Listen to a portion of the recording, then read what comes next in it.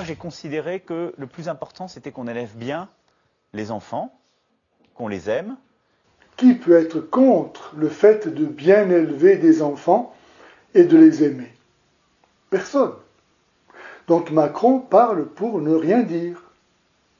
Son moi-je est aussi vain que dangereux, comme la suite de son discours va le montrer. Et puis on a des enfants. Moi j'ai 7 petits-enfants. Moi, j'ai 7 petits-enfants. C'est faux. Monsieur Macron, n'ayant aucun enfant, ne peut pas non plus avoir des petits-enfants.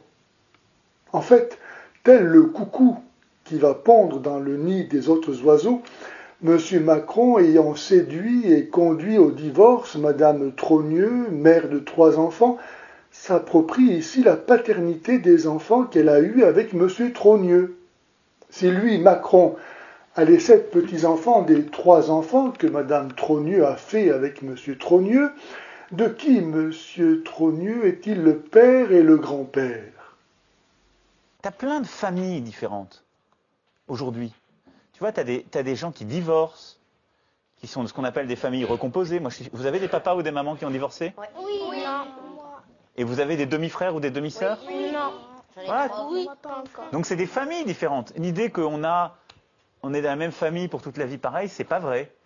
Bien sûr que c'est vrai. On est dans la même famille pour toute la vie, aussi certainement que l'on ne peut pas faire que tel homme ne soit pas mon père et telle femme ne soit pas ma mère. Je n'ai qu'un père et qu'une mère, et aucun coucou n'y pourra rien changer.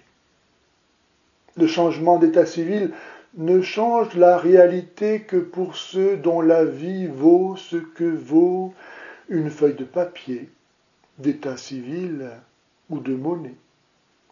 Tout le monde comprend que les soi-disant familles que Macron énumère ne sont pas de vraies familles, mais des familles par défaut. Une famille dite monoparentale n'est pas une famille, car celle-ci suppose un père et une mère, 2 parents, et non pas un seul. Sans parler du soi-disant mariage homosexuel, stérile par nature et donc contre nature, il en va de même pour les familles dites recomposées, qui gardent à jamais la blessure de l'infidélité au premier mariage, seule valide. Ce que M. Macron avoue sans s'en rendre compte en évoquant les demi-frères et demi-sœurs. Pourquoi des demi-frères et des demi-sœurs? Y aurait-il des demi-personnes? N'être qu'une moitié dénonce la blessure infligée au mariage monogame et indissoluble, seul vrai fondement de la famille. Pourquoi le mariage monogame et indissoluble, en vue de donner la vie, est-il le seul fondement légitime de la famille? Parce que si l'amour est le don de soi, alors on ne peut pas se donner autrement qu'une seule fois, et donc à une seule personne. Se donner, ce n'est pas se prêter. Le mariage est ce moment où un homme et une femme sont capables devant Dieu, devant le monde entier, de se dire l'un à l'autre « je t'aime » et la preuve que je t'aime, c'est qu'à partir d'aujourd'hui et jusqu'à ma mort, je consacre ma vie au service de ton bonheur. Mon bonheur, c'est que tu sois heureux, que tu sois heureuse.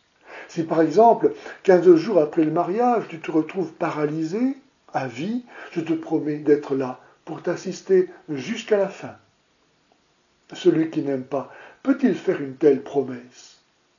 Non. C'est pourquoi le mariage est la preuve de l'amour. Apparaît ici non seulement la fausseté du mariage républicain, mais encore celle de l'islam, qui prétend rétablir la religion originelle, alors qu'il légalise la polygamie. Les animaux, à la période du rut, s'accouplent, et ils n'ont pas le choix. Ils ne peuvent pas faire autrement. Ils obéissent à leur instinct, et les hommes peuvent faire de même. C'est ce que font les concubins et tous ceux qui avec eux violent le mariage. Pourquoi Dieu a-t-il institué le mariage, en sorte que toutes les sociétés l'ont connu?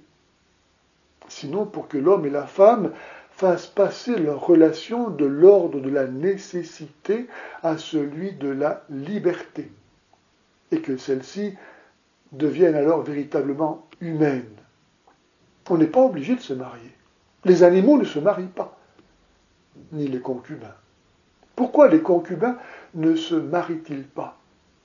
Parce qu'ils ne s'aiment pas. En effet, ils estiment que si demain, dans 6 mois ou dans 10 ans, ils trouvent chez l'autre un défaut qu'ils jugeront alors insupportable, ou s'ils rencontrent quelqu'un de plus aimable, ils cesseront leur relation. Ils restent, pour le moment, dans cette relation que parce qu'ils y trouvent leur compte.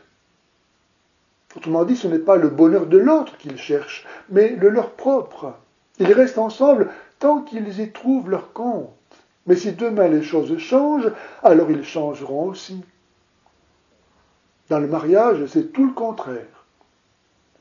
Chacun cherche non son propre bonheur, mais celui de son conjoint.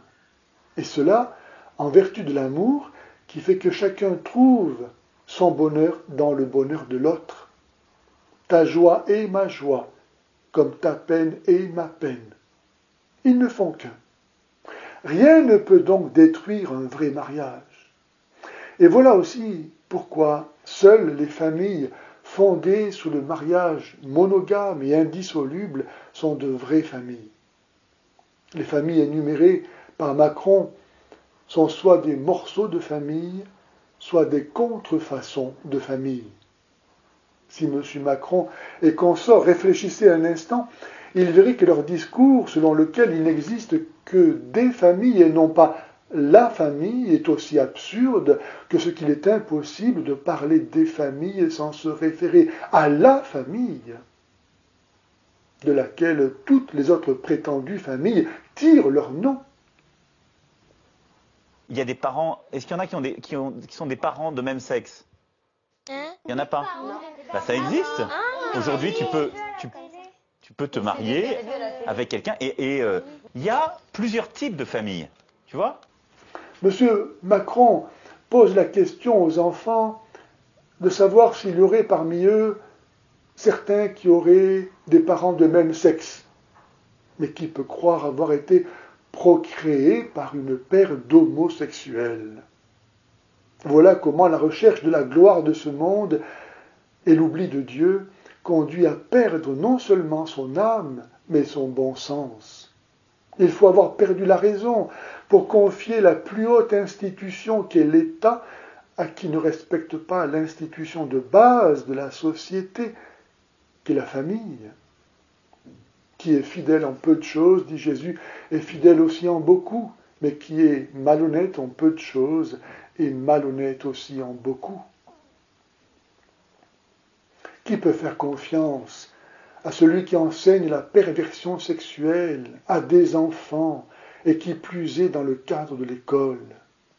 Comment des enfants peuvent-ils se développer harmonieusement s'ils doivent se défier de la société dans laquelle ils grandissent?